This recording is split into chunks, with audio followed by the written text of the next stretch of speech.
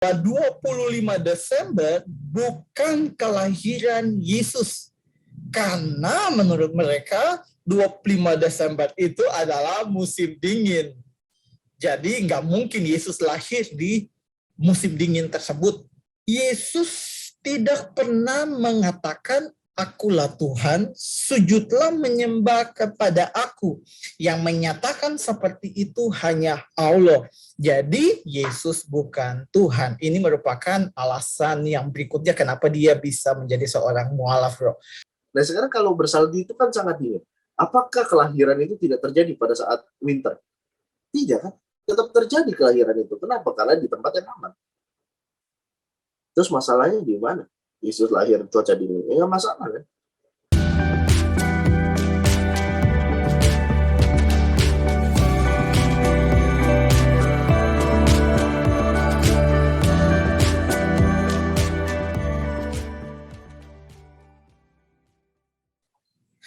Shalom saudara, berjumpa kembali dalam Bincang Teologia.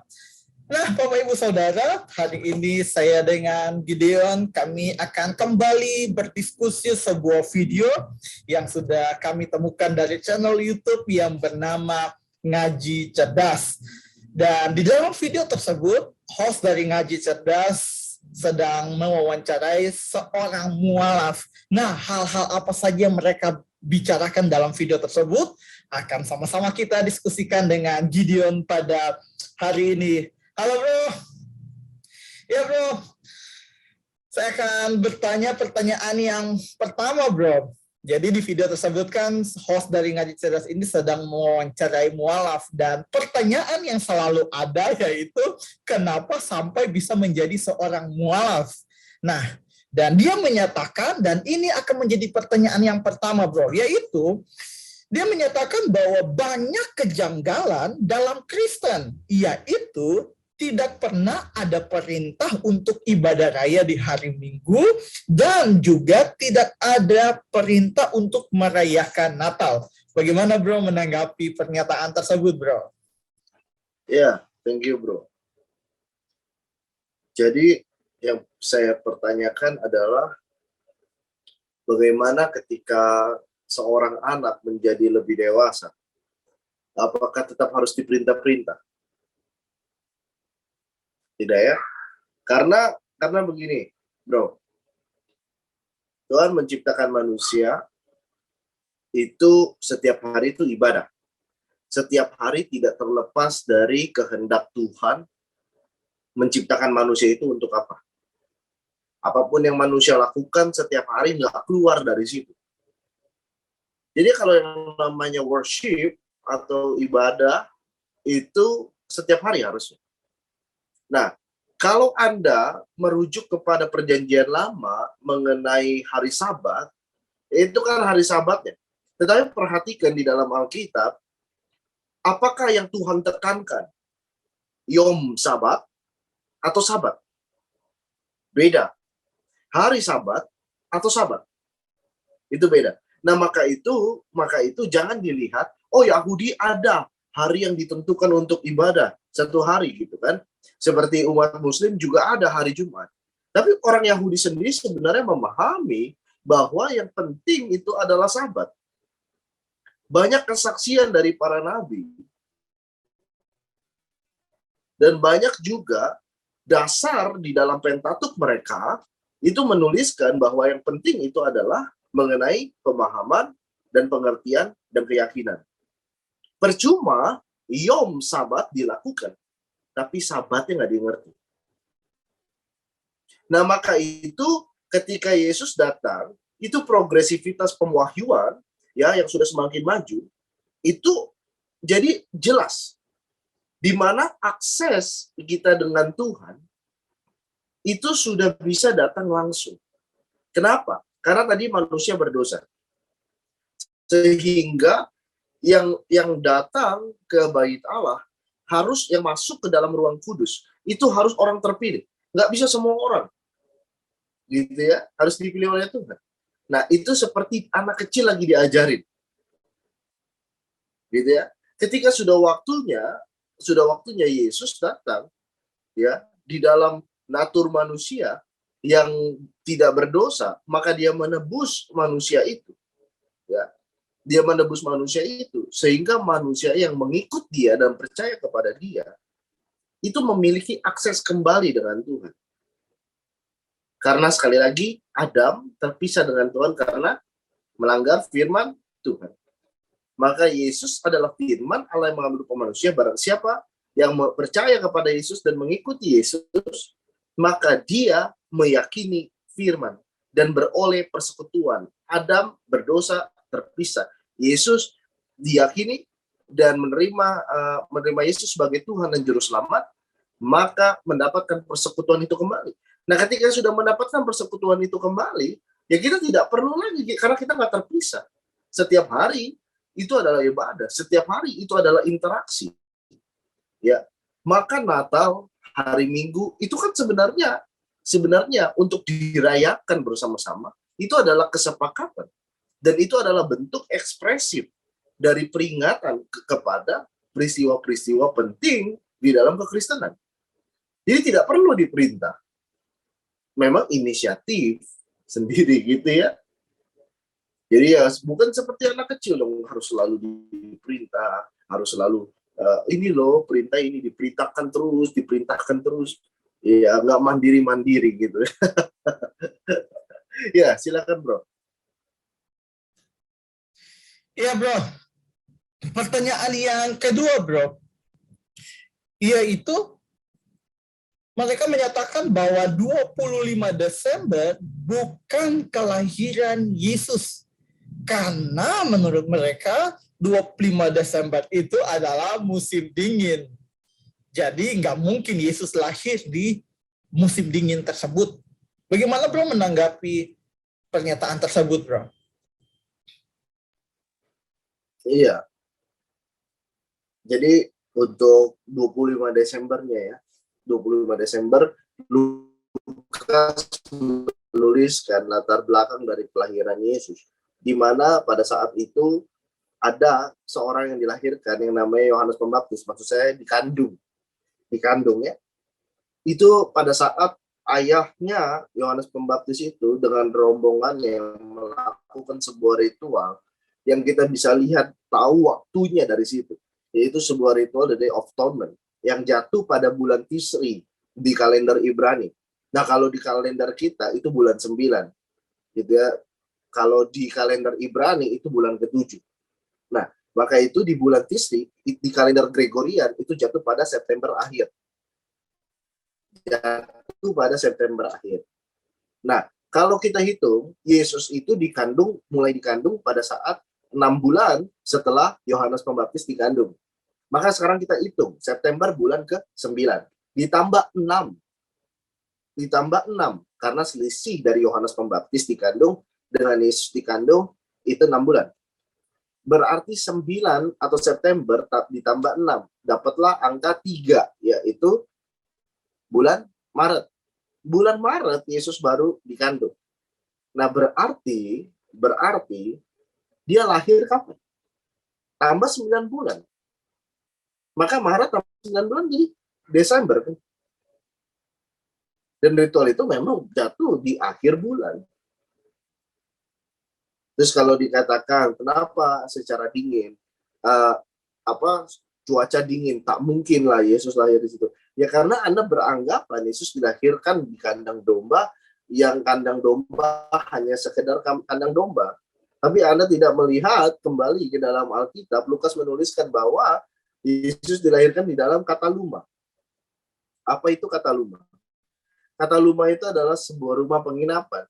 Nah, zaman dahulu kebudayaan Yahudi, karena mereka mempunyai kepentingan untuk ritual, untuk mempersembahkan, mengorbankan hewan, mereka itu banyak, kalau yang mampu ya, mereka memiliki yang namanya kandang-kandang di rumah mereka masing-masing. Kandang-kandang di rumah mereka masing-masing. Nah, jadi Yesus itu sebenarnya lahir di mana? Di kandang domba, tapi di dalam sebuah rumah. Bukan yang di luar, di dalam rumah. Maka itu dia bisa lahir dengan tetap hangat dan sebagainya. Gitu ya.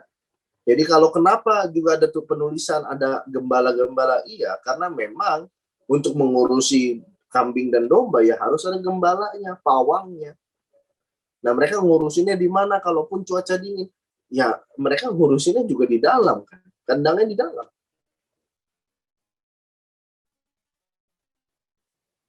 Maka itu dituliskan oleh Lukas bahwa itu kata lumah di dalam rumah, bukan di luar. Kenapa nggak mungkin?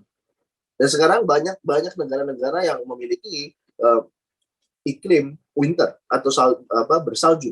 Nah sekarang kalau bersalju itu kan sangat dingin. Apakah kelahiran itu tidak terjadi pada saat winter? Tidak kan? Tetap terjadi kelahiran itu. Kenapa? Karena di tempat yang aman. Terus masalahnya di mana? Yesus lahir cuaca dingin. Ya nggak masalah kan? Ya, demikian bro.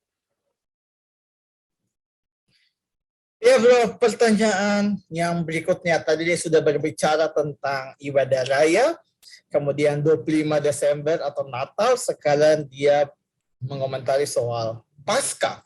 Menurut dia, perintah merayakan Paskah sih ada, tapi di Kristen sekarang merayakannya sudah tidak sesuai dengan Alkitab lagi, karena tidak makan daging domba Paskah dan tidak makan roti tidak beragi. Bagaimana bro menanggapi pernyataan tersebut bro? Iya, jadi gini. Sekarang saya tanya, ini permisalan ya, percontohan aja. Kalau seorang anak bertumbuh, dia masuk sekolah, sampai dia besar dia perlu sekolah terus kan? Dia perlu berada di SD terus? Nggak perlu ya. Nah, jadi sama dengan komunitas umat pilihan Tuhan. Tuhan mulai dengan satu orang Abraham, Ishak, Yakub. Dan setelah itu komunitas itu semakin membesar. Dan ketika menjadi satu komunitas, yaitu satu bangsa, Tuhan mengaturnya itu dengan cara beda, di mana dia mengatur dengan satu orang.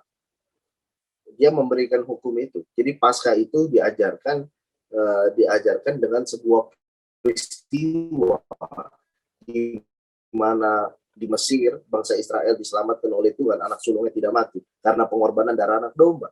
Nah sebenarnya kalau kita memahami progresivitas pewahyuan Tuhan dan akhirnya sampai kepada Yesus, nah maka sebenarnya kalau kita belajar dan kita merayakan Paskah Yesus, ya Paskah kematian anak domba yang paling progresif, yang paling maju, yang paling terakhir, kita rayakan itu, nah kita pasti akan belajar yang belakangnya juga.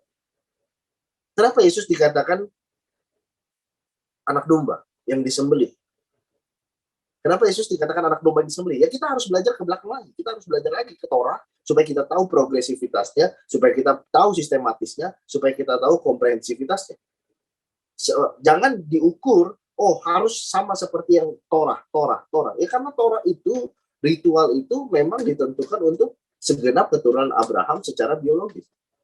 Ya perjanjian Abraham secara biologis. Gitu ya, itu ditentukan kepada keturunan Abraham secara biologis. Dan rancangan Tuhan nggak stagnan di situ. Ya dia kembali, dia melanjutkan pewahyuannya sampai kepada Yesus datang. Yesus datang, apakah berhenti pewahyuannya di situ? Enggak. Sampai dikatakan Yesuslah yang berbicara sampai mengenai sebuah akhir zaman. Akhir dari segala kehidupan manusia di bumi. Kalau sudah namanya akhir, ya sudah cukup di situ. Gitu kan? Sebelum itu maka progresivitasnya pelajari. Ya kalau tidak dipelajari maka tidak akan ngerti dan memaksa bahwa orang Kristen harus menggunakan ritual Paskah yang sama dengan orang Israel. Nah itu permasalahannya gitu. Gitu ya. Jadi bukan untuk seperti itu. Tulisan ritual Paskah untuk orang Israel ada itu sebagai gambaran, sebagai penjelas, sebagai memberikan pemahaman. Kenapa Yesus itu disebutkan sebagai anak domba yang disembelih? Kenapa pengorbanannya itu sangat penting? Ya, kenapa kematiannya itu sangat penting? Kenapa darahnya itu sangat mahal? Semua nanti akan ke sana bagi orang Kristen. Gitu. Jadi demikian, bro. Iya bro. Pertanyaan yang keempat bro. Dia menyatakan bahwa di Islam ibadahnya lebih baik karena sehari itu 5 kali. Dan punya begitu banyak tata cara dari membersihkan tubuh sampai tidak memakai kasut. Nah, sedangkan di Kristen ibadahnya tuh hanya seminggu sekali dan seenaknya dalam beribadah boleh pakai apa saja. Bagaimana bro menanggapi pernyataan tersebut bro? Iya, pertanyaan saya dari mana orang untuk memakai baju seenaknya di luar nilai-nilai kesopan santunan, di luar nilai-nilai yang dianggap sesuatu yang kotor gitu ya. Nggak pernah itu Kristen ngajarin seperti itu. Makanya salah satunya coba Anda baca contoh teguran Paulus kepada para jemaat Korintus. Ya, surat Korintus. Anda pelajari itu.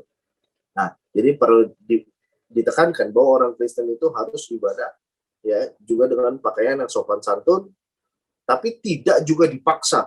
Oh, kalian harus sama semua pakaiannya. Enggak.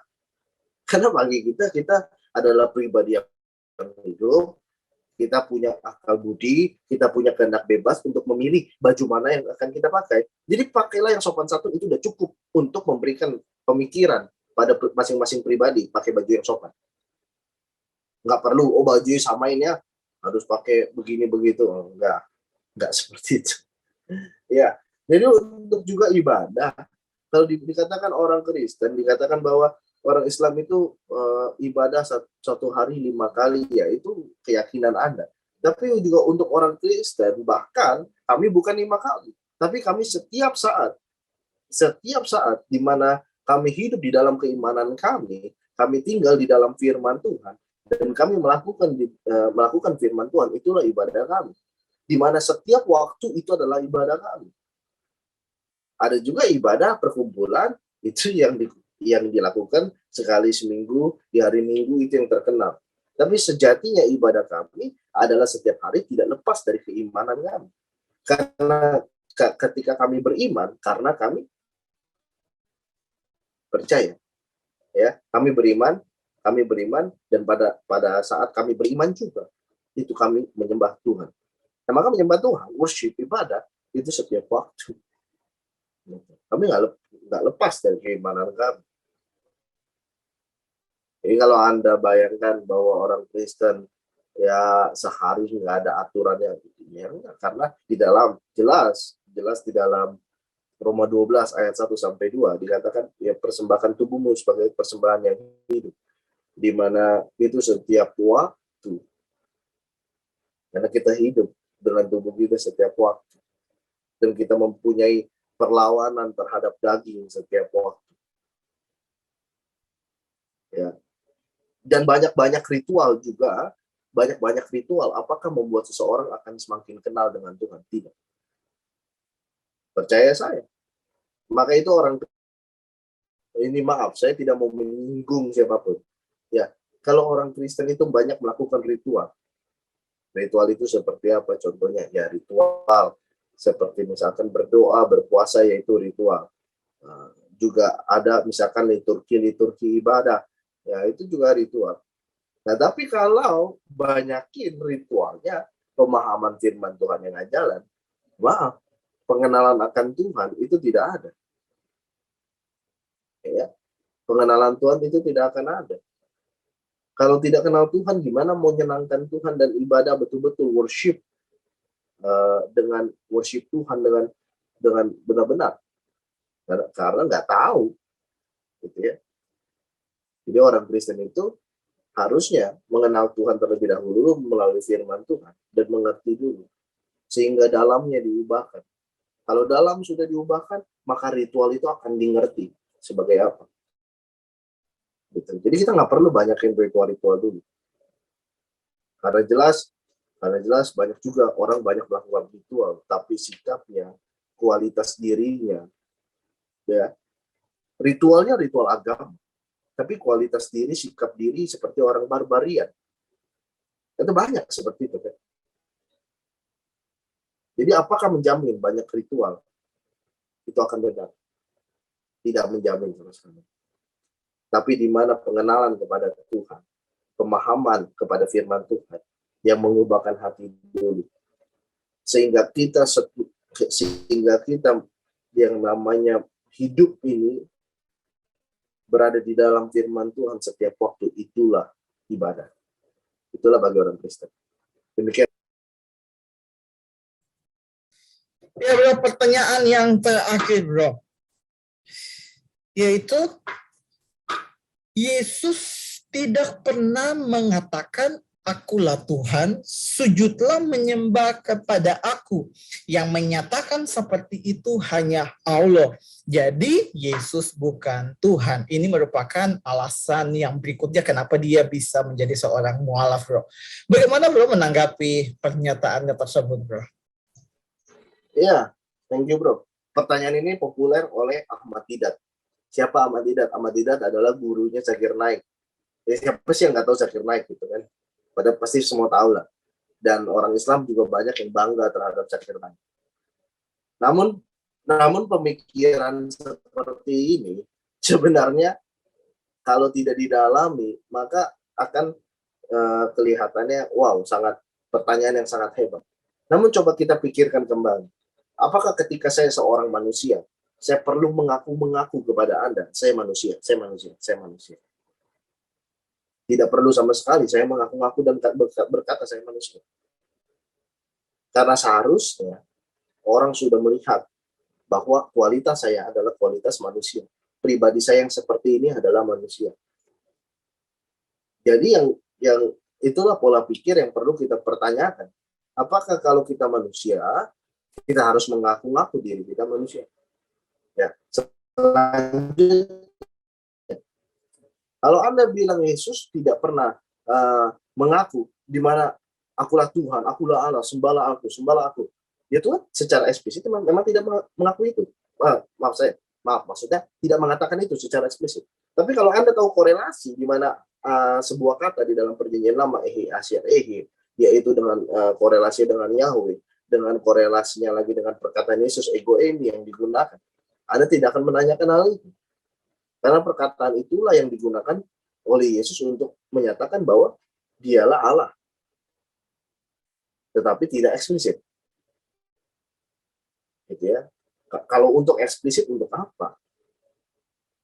Sebenarnya gini, kalau kita yang dipermasalahkan itu kan berarti adalah pengakuan. Mengaku, aku adalah Allah dan sebagainya. Harus ngaku, gitu ya. Pertanyaan saya, apakah pengakuan selalu berjalan terhadap sesuai dengan realitas? Saya bisa aja saya mengaku saya seorang presiden. Saya bisa aja saya mengaku saya seorang polisi. Saya bisa saja saya mengaku seorang TNI. Apakah berarti pengakuan itu menjadi absolute reality? Tidak. Kualitas dari pribadi kita lah yang menunjukkan siapa kita. Maka kenapa orang Kristen tidak perlu cari-cari di mana Yesus bilang akulah Tuhan, akulah Allah, sembahlah aku, nggak perlu. Dengan mempelajari Alkitab, kita akan mengerti kenapa Yesus disebut sebagai Allah dan Tuhan. Itu harus dipahami baik-baik. Demikian bro. Ya bro, thank you bro sudah menjawab setiap pertanyaan pada hari ini. Dan sebelum kita mengakhiri video ini, ada yang mau bro sampaikan untuk setiap orang yang menonton video kita hari ini? Ya, biarlah kita semua diberkati oleh Tuhan melalui pembelajaran akan firman-Nya, sehingga kita boleh memahami kenapa kita memiliki iman yang kuat terhadap Yesus Kristus, dan kita harus menyadari bahwa pengakuan itu tidak selamanya menjadi realita. Ya. Jadi kita perlu hati-hati ketika KTP kita Kristen, kita datang ibadah gereja, melakukan ritual, kita sudah melihat diri dan kita mengaku bahwa kita adalah orang Kristen sejati. Namun tidaklah demikian. Kita harus memahami betul-betul bahwa orang Kristen itu artinya pengikut Kristus, yang dimana kualitas yang kita hidup kita itu adalah kualitas dari Kristus. Jadi pengakuan tidak selalu ya pengakuan itu bisa ya benar, kayak seperti saya katakan saya adalah seorang manusia, itu pengakuan saya, dan saya mengakui saya seorang manusia, iya benar. Tapi ingat juga, saya juga bisa mengakui saya adalah siapa, saya adalah mengaku siapa. Jadi mengaku itu bukan memberikan absolute truth atau kebenaran yang absolut. Kita harus menguji kembali diri kita, apakah benar diri kita itu memahami betul-betul batasan-batasan yang Tuhan inginkan dari firman Tuhan, yang Tuhan berikan melalui firman Tuhan. Dan hanya melalui itulah kita akan bertumbuh rohaninya dan akan semakin memahami kenapa keimanan kita memberikan kepercayaan kita beriman kepada Yesus Kristus. Demikian, Bro. Iya bro, thank you bro. Dan untuk setiap Bapak Ibu Saudara yang merasa diberkati dengan video ini, jangan lupa untuk share, jangan lupa untuk subscribe, supaya Bapak Ibu Saudara semakin banyak orang bisa mengerti akan kebenaran firman Tuhan. Sampai ketemu di video selanjutnya, Tuhan Yesus memberkati.